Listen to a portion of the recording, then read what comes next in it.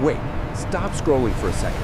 Have you ever actually seen George Washington's real Masonic apron?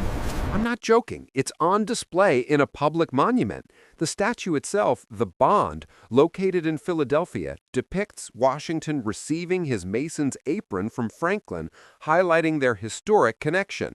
When I saw that, that's when everything clicked for me. We spend years hearing about the shadow government, the secret handshake society running the world behind closed doors, right? But here's what blew my mind. That supposedly secret organization, the one we imagine is hidden in underground chambers, their national headquarters is a 9-story monument right in Washington, D.C. It has bright lights, a giant statue, and open tours, all of it. And you can take a virtual tour right now. So tell me, how can a secret cabal also be a federally recognized national historic monument? That contradiction, that massive dissonance, is the real story. Now I know what people say, but Washington and Franklin were Masons. It's all part of the New World Order. Except it's not. The truth is a lot less spooky and a lot more interesting. Back in the 18th century, Freemasonry was basically a networking space. It was one of the only places where people from totally different religions and political beliefs could meet without starting another religious war.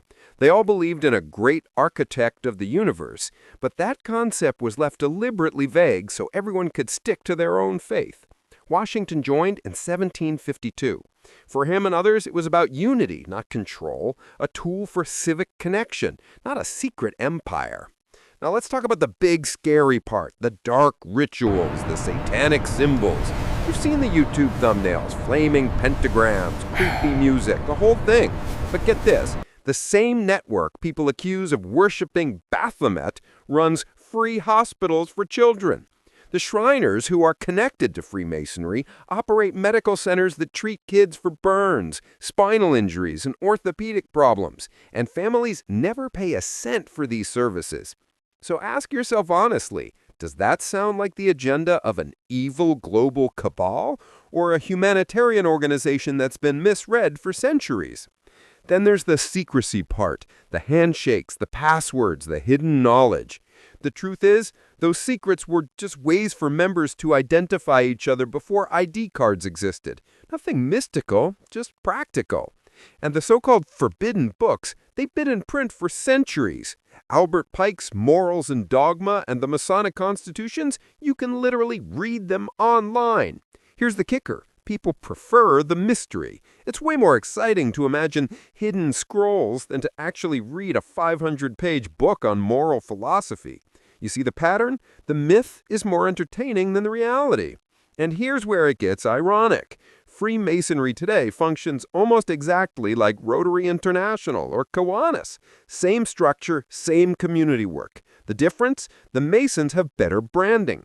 Those conspiracy theories, the New World Order, the satanic cult, they've accidentally become the Masons' best marketing campaign, giving them free publicity for centuries.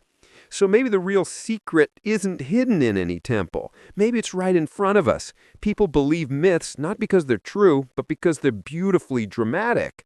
Truth, though, it tends to sit quietly in a museum, in a book, or in a 9-story memorial you can visit anytime you want.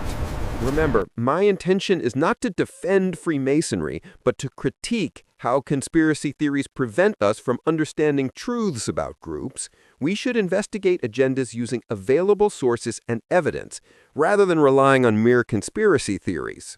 I cannot emphasize enough that my intention is in no way to defend Freemasonry or to speak favorably about it.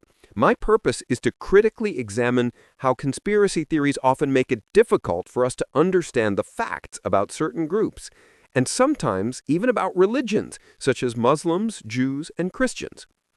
Nor is my goal to deny that many organizations, including Freemasonry and others, may indeed have global agendas with which we might disagree. That possibility should not be dismissed. However, it should be examined and verified through reliable sources and evidence, rather than accepted or rejected based solely on conspiracy narratives. The monument of the Brotherhood or the Association, referring to the George Washington Masonic Memorial, thus becomes a perfect example, a mirror reflecting not the secret power of hidden societies, but our collective tendency to turn visible structures into invisible myths, and to replace evidence with speculation. Now, what do you think? Is this all an elaborate cover-up, or have we simply mistaken visibility for secrecy all along?